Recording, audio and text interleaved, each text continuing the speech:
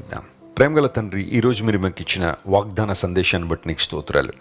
నీవు చేసింది యావత్తు చాలా మంచిది అని నీ వాక్యంలో రాయబడింది. అవునయ్యా, నీ ప్రణాళికలు మంచివి, మా పట్ల నీకున్న ఉద్దేశాలు మంచివి, మా పట్ల నీకున్న ఆలోచనలు మంచివి ప్రభువా.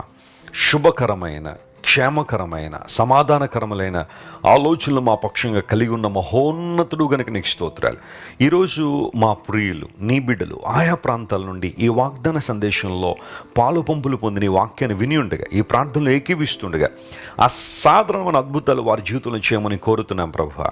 ఏ బంధకాల్లో అయితే బంధించబడి ఉన్నారో, ఏ దుఃఖములో, ఏ నిరాశలో, ఏ నిస్పృహలో వారు ఉన్నారో వాటి నుండి విడుదలిచ్చి ప్రభువా నీ చిత్తాన్ని వారి జీవితంలో జరిగించండి. ఈ రోజంతటిలో వారి జీవితాల ద్వారా నీ నామము అత్యధికంగా మహిమ పొందినట్లుగా సహాయం చేయమని కోరుకుంటూ యేసుక్రీస్తు వారి అత్యున్నతమైన నామం పేరట అడిగి వేడుకొంచున్నాం తండ్రి. Amen, amen.